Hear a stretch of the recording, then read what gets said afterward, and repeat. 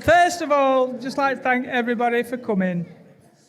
Finally, we're all here for this wonderful occasion. Seems like a long time planned, but we're all here at this beautiful venue on a gorgeous day.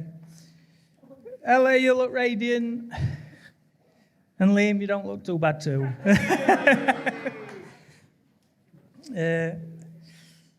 Ella, you look amazing, as do the bridesmaids and the brides boys. I'm so proud of you, and you've grown up into a wonderful daughter and a great mum. I hope you have a great day and great life together, and look forward to great days and memories to follow. I would like to make a toast to Ella and Liam, wishing them all the best and happiness in the world.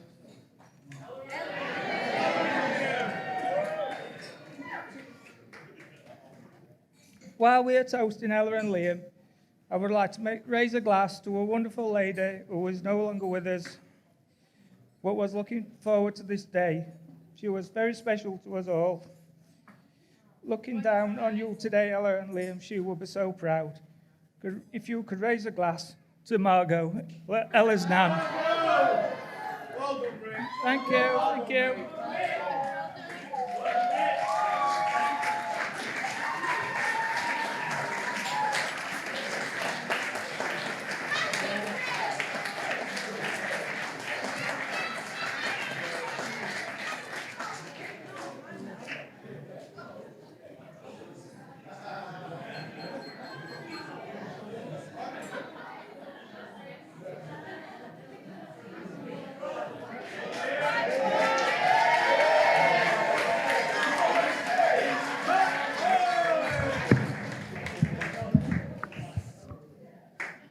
Thank you for your kind words, Richard. I know you said I'd not understand a word that you'd followed.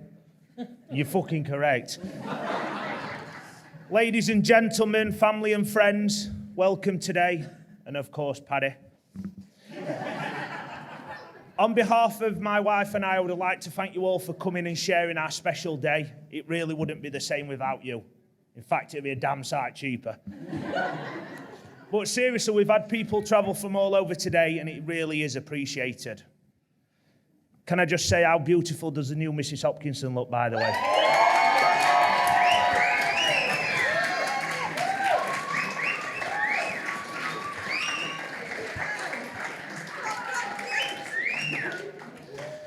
I've got to say, it has been an emotional day so far anyway, even Kate's in tears.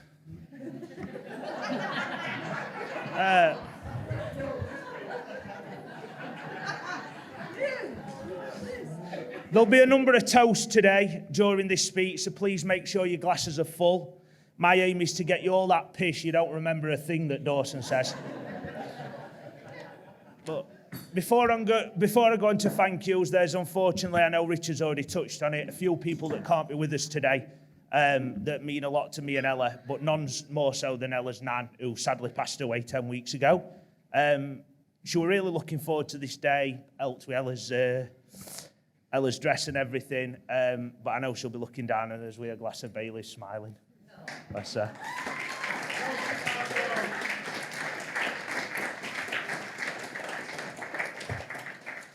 I want to start by thanking our two beautiful bridesmaids today, Laura and Jenna. Laura, thank you for the support you've given my wife, not only in planning today, but over the last 10 years. Jenna, thank you for all the help and the positive outlook on every situation, especially when Ella has been stressing about everything. A little dicky bird tells me that it's also your 33rd birthday today. So happy birthday, Jenna.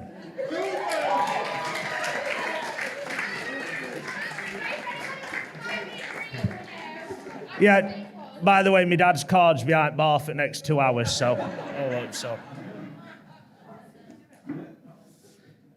Thank you to my beautiful daughter and Hallie, my niece. What is she? My niece? Yeah, my niece. And the two Page boys are Harry and Freddie, looking dapper lads. Thank you to Ella's mum and dad, Deanna and Richard, for the warmth and generosity you've shown me over the years. I really couldn't wish for better in-laws. And I promise when I say this, I'll always love and protect your wonderful daughter.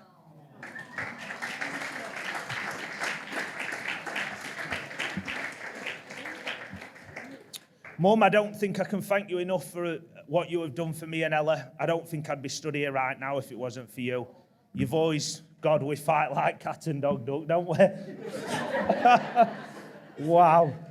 I've still got scars to prove it and all that. Dad, I don't even know where to start with you, mate. What a donut you really are.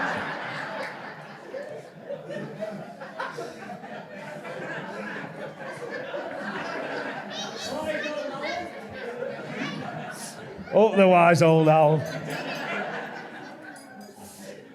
But in all seriousness, mate, you've got an heart of gold and do anything for anyone.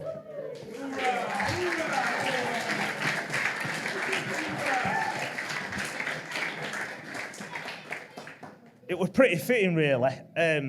He did say to me, this will be happiest day of your life. I didn't realise it would start of my stag weekend when he said it, but... one of them things, isn't it? I want to thank my best man, John. What a great stag you organised, mate, and I'm sure all lads will vouch for that who came.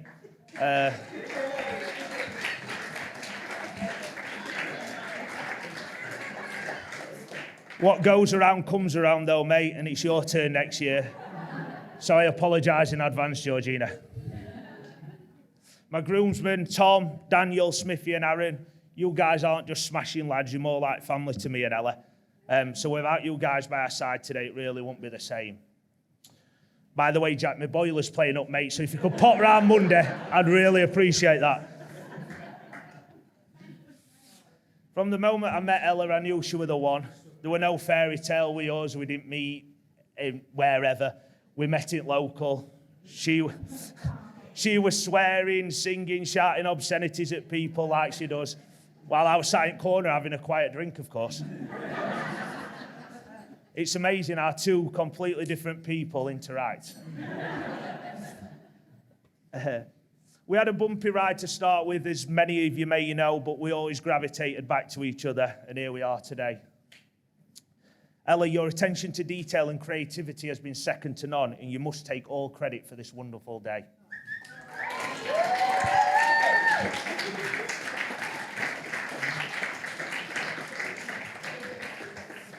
It took me 8 years to pop the question, but I must admit, when I finally got down on one knee, for a second I thought she was going to say no. Turns out she was just counting how many vegetarians we had to accommodate for on the day. She's always been planning this, hasn't you, Doug? John, it's now finally time to hand over to you, mate. You haven't had to do much yet apart from look good. And you've let me down with that, so please make sure the speech is a decent one, mate.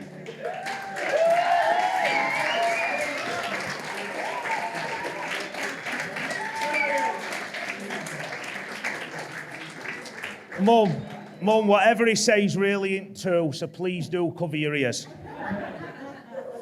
Before I hand you all over, please can I ask that you raise a glass to the love of my life, Sheffield Wednesday. Sorry.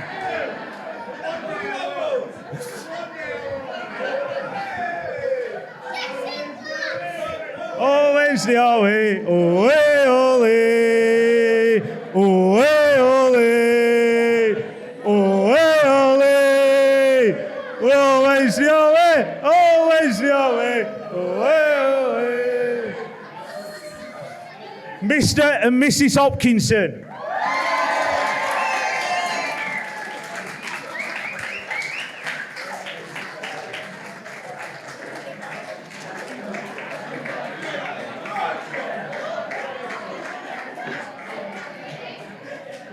Oh, scary.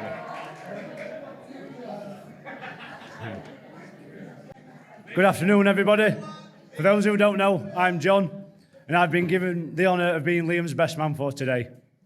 So here we are on Liam and Ella's big day. They say that every woman deserves a kind, caring, good-looking man in their life. But unfortunately, Ella, life's cruel and you don't always get what you deserve. After asking round, I've been told the best man speech should last around 5 to 7 minutes. So I'm hoping Liam will be able to make it all the way through without pissing himself. But I've seen him have a few pints today already. I've been lucky enough to know Liam for around 20 years now, where we've been to the same school, gone to the Wednesday matches together, and even played in the same football side. I'll never forget him missing that penalty in the last minute against Junior Blades. I imagine his dad's never forgiven him, because I certainly haven't. Who thought of it, bar, didn't you, lad? Roaring after and all, if I remember rightly. As best man, I've got to tell a few embarrassing stories about the groom, and as you can imagine, there's plenty to choose from, so here goes. I'll start with the most famous story involving Liam, which came at a Sheffield Wednesday away game at Colchester United. After a day which included loads of beer, turning up at the wrong ground, which was Dave's fault, I think. Cheers for that. And Wednesday obviously not winning. We ended up having a night out in nearby Norwich. As per usual, Liam was absolutely steaming by the time we got into the nightclub, to the extent that he lost all control of his bodily functions and ended up having a little accident. This weren't one of his usual ones. This one was more towards the rear. Having swiftly disappeared from the group, he headed back to the hotel, where fortunately Salty was there to greet him. At this point, Liam had shit spread from the bottom of his back all the way down his leg. After being thrown in the shower, he tried covering his tracks by ditching the chinos outside the hotel window and swore Salty to secrecy. In the morning, we all met up for breakfast, and it took Salty all of 30 seconds to tell us what happened the night before. Knowing this, we all went out to find Liam's shitty chinos underneath the hotel window, which faced onto the car park for everyone to see. Going on to the stag do, Liam was a great stag.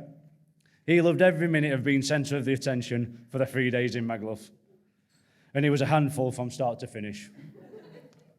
He loved the attention that much that at one point he was on all fours with his top off and he was barking like a dog.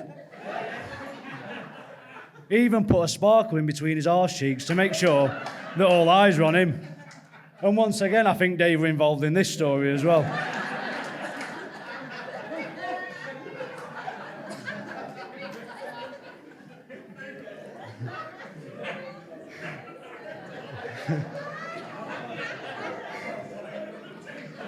I've never known a lad handle his beer so poorly.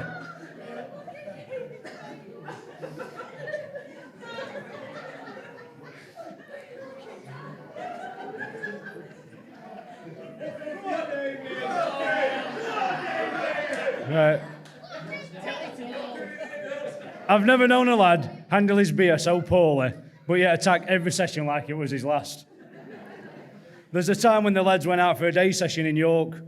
Everyone was having a cracking time, but because Liam crammed in 12 hours worth of drinking in a 2-hour period, he ended up getting a taxi back from York to Dinnington, costing 120 quid. And if I remember rightly, his mum went on to pay footfare. That right, Jill? She didn't know I went straight to her ambulance. On another night out, we're out in Sheffield, and we noticed that Liam had walked off again. We didn't look that hard to find him. It gets a bit old babysitting a grown bloke. But it turned out that Ella had been called in the middle of the night by some random guy in a takeaway. He went on to tell her that her future husband needs picking up because he was passed out in the corner with an half-eaten kebab, and obviously he'd pissed himself.